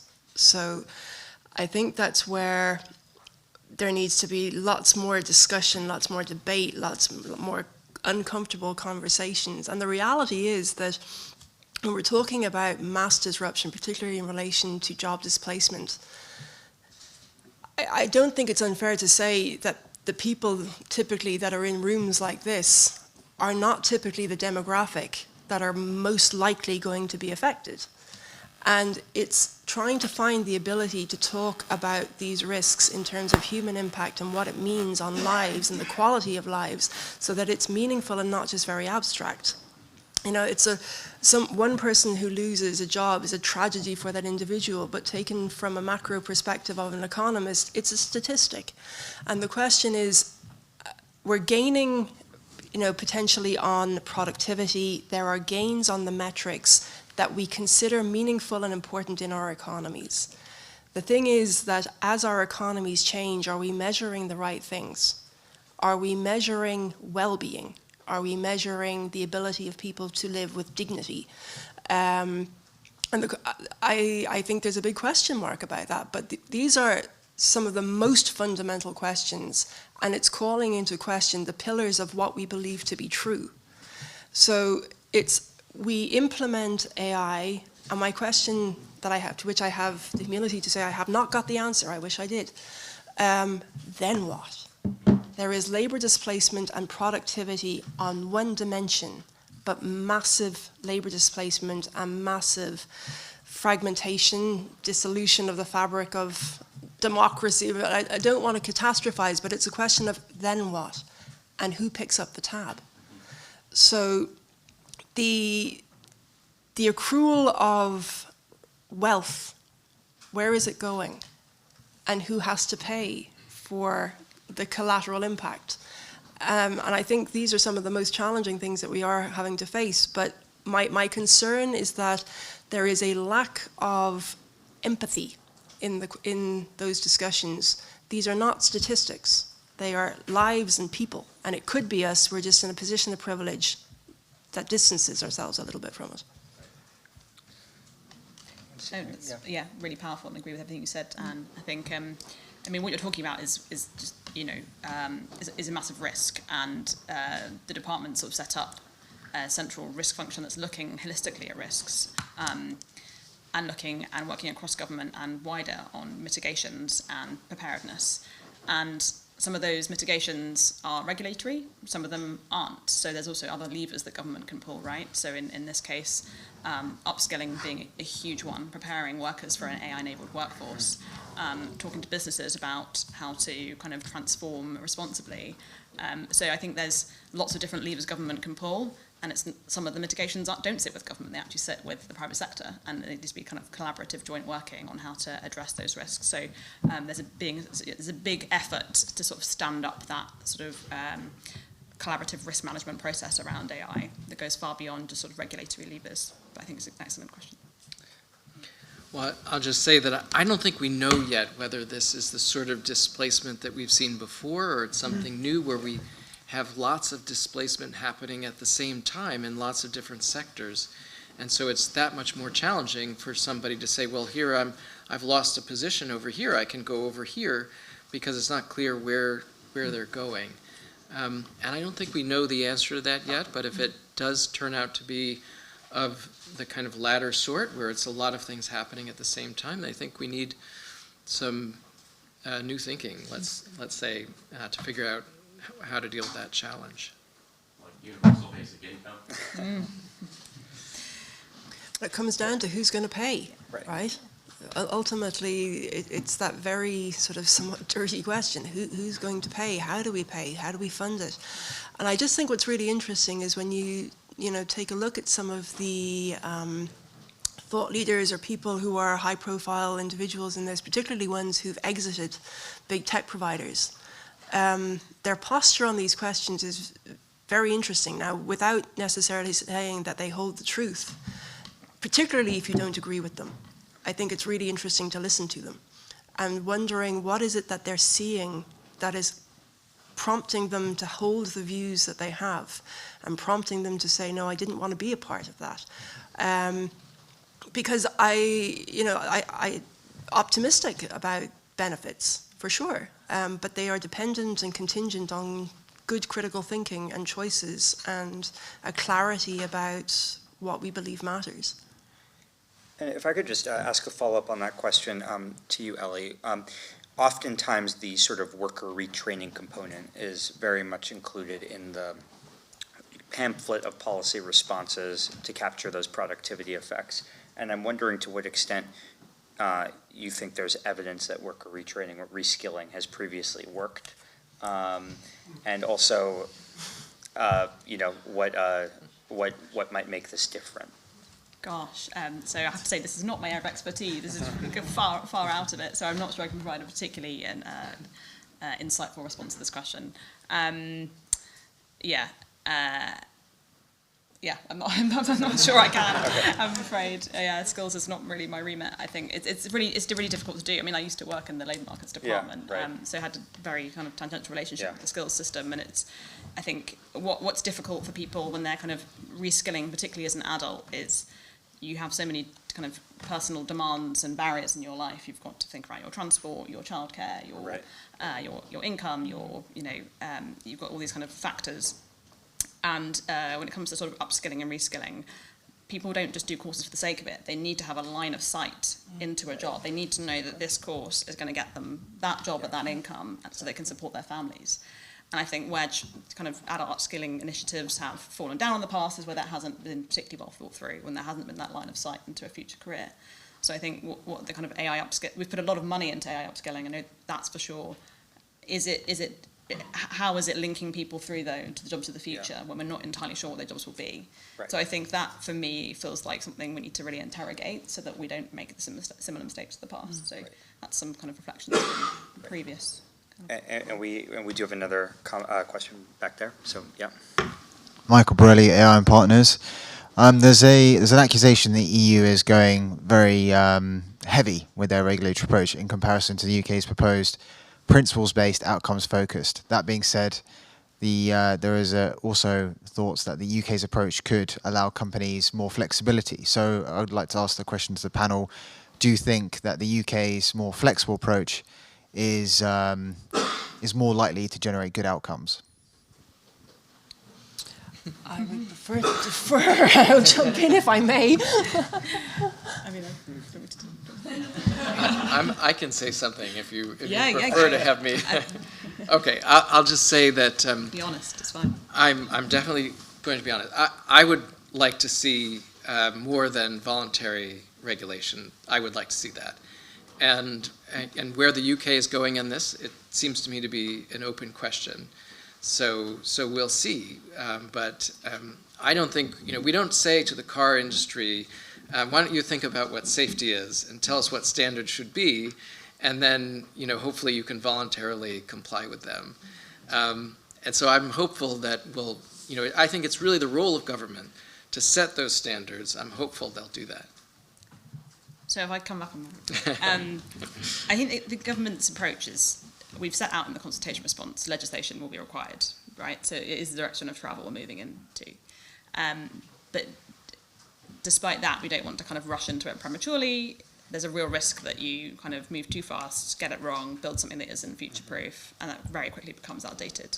So it's about sort of making sure that the kind of any binding requirements we introduce in future are kind of really thoughtful.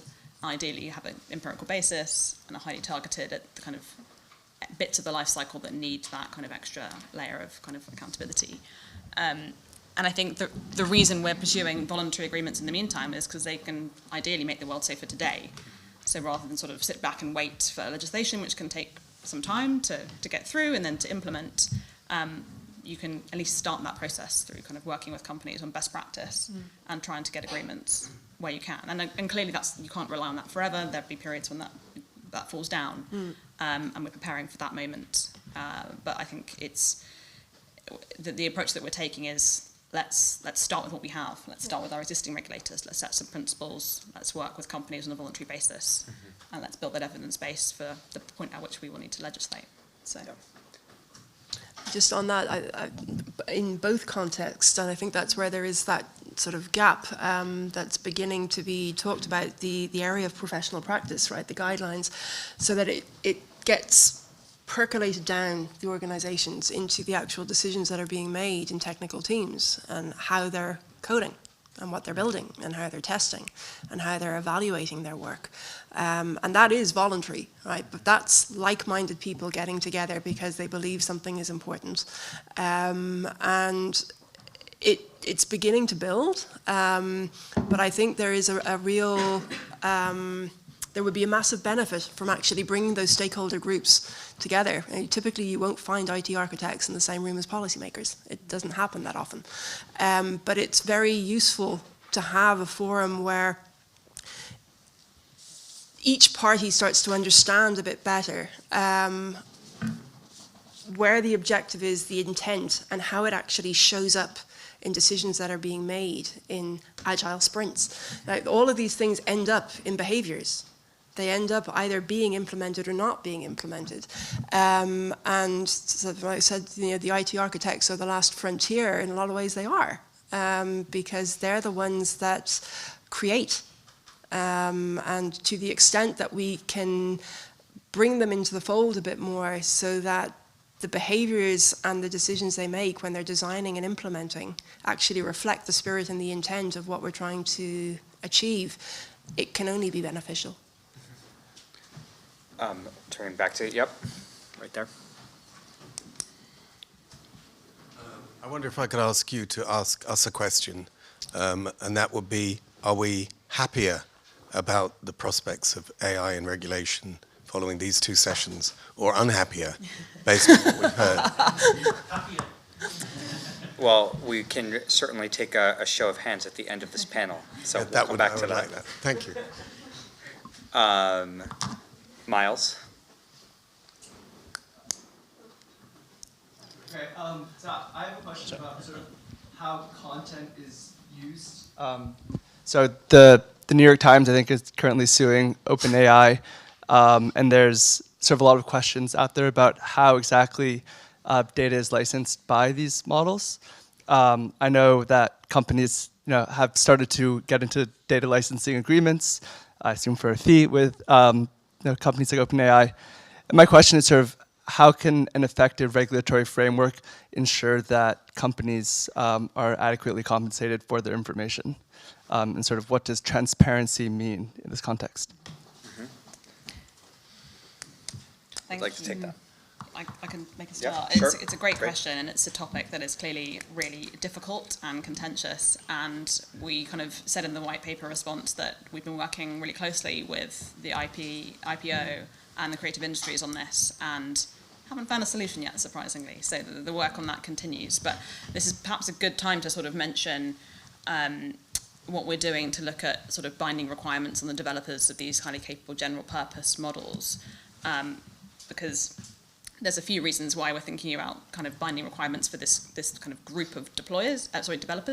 It's partly because we don't think they're particularly well captured by our existing framework, and it's partly because the general purpose nature of these models means that kind of a flaw in the system can then be replicated downstream in a number of applications, so they're kind of particularly high risk. And it's also because we want to balance liability more effectively across the life cycle. But one of the things we might be looking at there in that space is around data inputs and transparency measures. So that could include things around kind of copyright and the use of copyrighted material. So haven't quite figured out exactly what that looks like, but it's an area that's being actively looked at as a kind of potential requirement in future for the sort of developers of these kind of highly capable general purpose models. So yeah, difficult question.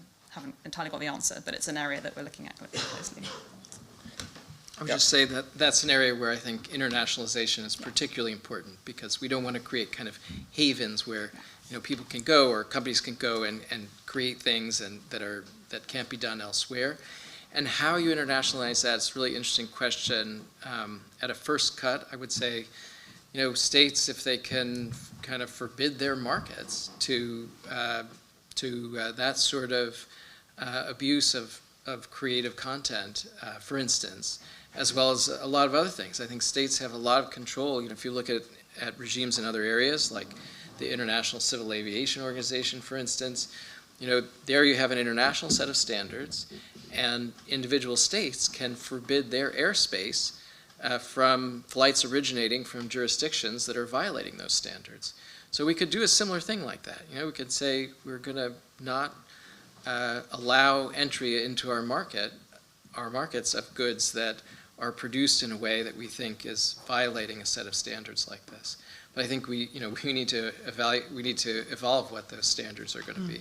And I think some of the interesting challenges in this space is some of the solutions to these problems will be technical ones. So it could be sort of certain technical opt-outs.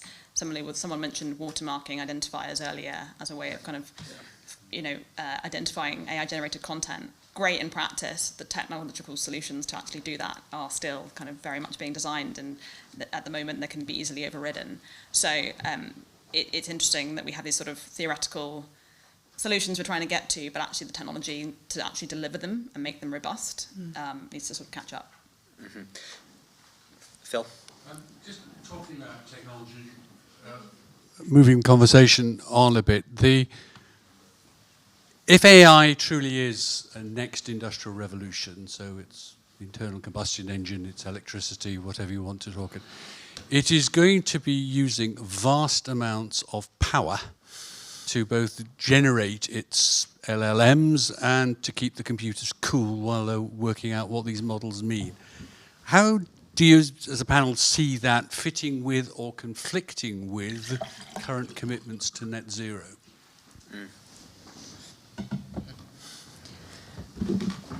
Challenging.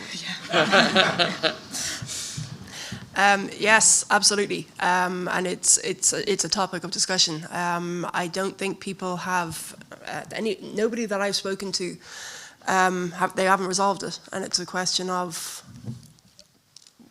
how do we balance this between the feeling that we have to advance on AI, we have to embed it, we have to get good at it, and we have these regulatory commitments on net zero and ESG targets. They seem, it's like a double bind, sort of damned if we do and damned if we don't. The only thing that I've said from a very tactical perspective is focusing on the use case, right? So what that means in practice is not running a massive LLM when you can run a much smaller targeted one. So it doesn't fix everything. It is a tactical approach that acknowledges the bigger issue, but it is one way of learning by doing, which is understanding very clearly what you are trying to achieve and finding the best tool for the job. So that is one of the things that we would be advising customers on, is trying to find the most appropriate model for the outcome that you're looking for. But that wider question of reconciling the desire to use the technology at scale and not compromise commitments that have already been made, it's a big topic. I would just say that, it depends on some technological parameters we don't know yet. So we don't know what's going to happen with scaling laws. If scaling laws continue and it's just forever that you can get a lot more capability by just throwing more compute and data and things, then that's going to be sort of sucking ever more more power into doing that. But not everybody agrees that that's what's going to happen. I mean, for instance, Stuart Russell is one who thinks we're likely to plateau in terms of scaling laws. I would just say that on the other side, and this also relates, I think, to a question asked earlier, that the amount of investment into these systems right now, arguably, is more than we're investing in all the rest of science combined. We're really talking about large-scale investments. And, I mean, you think about Sam Altman trying to raise money to do a chip startup. He's trying to raise $7 trillion. I mean, it's almost hard to conceive of the scale that we're talking about. And in a way, so I just wanted to make one quick comment about what was asked before, that if in fact these investments are paying off, I mean, then they have to be capturing a huge share of economic value. And so if we're talking about investments on the scale of $7 trillion that are really being made, I think we want to ask ourselves, do we want one private company to be capturing all of that value? I mean, what should the world look like if we're talking about that sort of concentration of wealth? And how can we think about benefit sharing in that sort of context? That's great. We have time for one or two more questions before I ask a final question. Yes, right there. So again, Michael from Swift. Maybe more of an existential question, and similar to Phil's point about if the possibility for AI is really, really powerful, far more than we'd imagined in the past. The question I had is, when we look at a focus on regulation, and the UK government's looking at maybe being the centre for AI safety and being kind of a hub for that, compared to maybe a focus on being the dominant power in building these models or AI tech, how do we get that balance right? If it looks like it could be an example of nuclear weapon power, where the people who own the technology basically could just ignore regulation and build the regulation themselves. How do we balance that? We look at places like the UAE or Singapore, where they're looking at building their own foundational models. Just an open question. We don't know what the future is, like you said, Rob, so how do we get that balance right? Yeah, really good question. Difficult one to answer. I don't have the answer. We have a team at the moment who are looking at doing lots of scenario planning, so sort of lots of what does the future look like, what different scenarios could there be, and how do we kind of map how the UK government could play against those. Like, in this kind of world, where does the UK government want to play? Do we want to be building our own model, or do we want to actually be even focusing on this part of the ecosystem? So there's lots of that thinking happening at the moment about actually where do we think the UK wants to pitch itself. But yeah, I couldn't really say like where I think that should be at this stage in time, because as I say, so many uncertainties and so many potential scenarios out there. Robert, maybe any thoughts from you on that? I mean, in some ways, very similar to the question earlier about institution building and the limits of that when you have a competitive process of AI growth. Well, again, it depends on these technological parameters. So, it may be kind of natural monopoly or oligopoly or something like that. It's not clear that every country around the world really wants to have the compute locally to build a model at the frontier. I mean, that just may not be the kind of thing that really makes very much sense. And so it seems, sort of more likely that, at least right now, that compute will be localized in some places, that training will happen in those places, and then maybe models will be run because that takes so much less compute in a more disaggregated sort of constellation. We were talking about this, so again, that the duality between what firms individually want to achieve and maybe the industrial policy of a country. So that point around compute. So typically what we're seeing is that countries are beginning to push for having sovereignty, right, over their data, over their models, but then it has to run somewhere. And there's a dependency then. And it's how do we find the balance between the economies of scale that make the thing viable in terms of compute power, cloud computing power, and then that desire to have autonomy over the model and over the data. And from an operational perspective, what we're seeing is that it gets very difficult to translate the industrial policy into operational decisions at the firm level. And the desirability of different policy outcomes, from digital sovereignty, data sovereignty,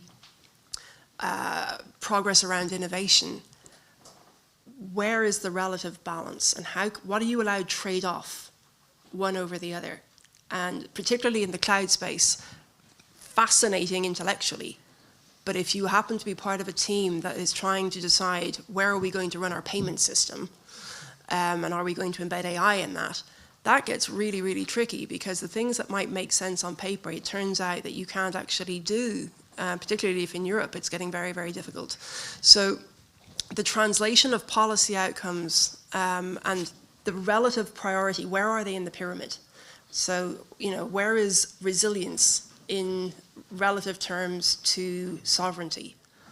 And who gets to decide? Because what is tending to happen is that the policy enforcement authorities, they're not the same ones, right? The prudential banking supervisors have a mandate around market integrity, preventing customer harm, financial stability. Data privacy, it's not that they don't care, but it's not as high on their agenda. And banks, however, financial institutions in the private sector, have to satisfy all of their masters. And it just gets very, very difficult trying to figure out, if you're being expected to deliver perfection on everything, but you can't, what are you allowed to trade off? It's not clear, so it will be helpful to have more guidance than that, I think. We have time for one more quick question. Yeah, Steve? Mine wasn't really a question, mine was building on that. Yeah. Mine was building on that conversation, really, and this is where I see governments playing a part in that regulation, because if I look back to when we was just starting with cloud and so on, it was like a bit free for all. But then the regulations that governments brought in, I've gone through the Patriot Act and the EU and GDPR, and the big companies do listen and do change their services because of that. Because otherwise, if they don't comply, and therefore they don't sell their services. And so I really do think the governments play a real big part in that regulation and that governance and the compliance. So it's really key. And I don't think governments will, but I don't think they should ever step away from that responsibility to society. I want to end with a question for you, Ellie, which is, can you give us a preview of UK AI regulation? Preview. It's already happening, but I mean, next 6 months maybe. So just sort of break it into sort of 3 buckets. Firstly, lots are happening in the international space. Kind of won't go into that in loads of detail, but obviously we have the next summit coming up in Korea in the coming months. So lots of activity preparing for that. And again, that's going to be focusing on sort of frontier AI and the risks and mitigations in that space. On the domestic side, big challenge on implementation. So we sort of said we would establish some central functions in the white paper that would help bring coherence and coordinate across the regulatory regime. This is really critical to making our framework deliver. Otherwise, there's a real risk of regulatory fragmentation, different approaches across different sectors, etc. So we're doing a lot of thinking at the moment about how do you set that up in a way that meaningfully sparks collaboration and the sharing of best practice across regulators and ensures approaches aren't diverging too significantly. And how do we really support regulators in their roles? It's a new challenge for some regulators who are less mature than others. So what does that all look like? We also announced a £10 million fund to sort of spark innovation in terms of regulatory tools, so kind of launching that. And also consulting on our risk register for AI and our monitoring and evaluation framework. So like really busy on the regulation implementation side. So you'll see a lot of kind of movement and hopefully sort of public outputs in that space in the coming months. And then finally, I sort of mentioned that our framework's adaptable. So doing lots of policy thinking at the moment about kind of the regulation of these highly capable general purpose models. We'll probably have to think about other types of models that are on the horizon in future as well, agentic AI, specialized narrow models. So lots of policy thinking happening over the coming months. And in the white paper response, we set out some questions we wanted to explore. And the reason we did that is because we want to explore them openly. We want to engage with stakeholders and have kind of public conversations about some of these really knotty topics. So lots of policy papers hopefully will be commissioned out or published, or we'll have a sort of roundtables that will kind of summarise and update on publicly to kind of keep the conversation and the policy debate kind of driving forward. So those are sort of my big buckets. Lots on the implementation side, lots on the international engagement piece, and then also lots of kind of iterative policy thinking as we continue to adapt our approach. Okay, great. Well, we can conclude with the gentleman's request earlier, which is a question back to all of you. So raise your hand if you are more optimistic about the future of AI governance. Okay. And now raise your hand if you are less optimistic about the future of AI. Okay, well, there you have it, not bad. A round of applause for the panelists, everyone. Thank you.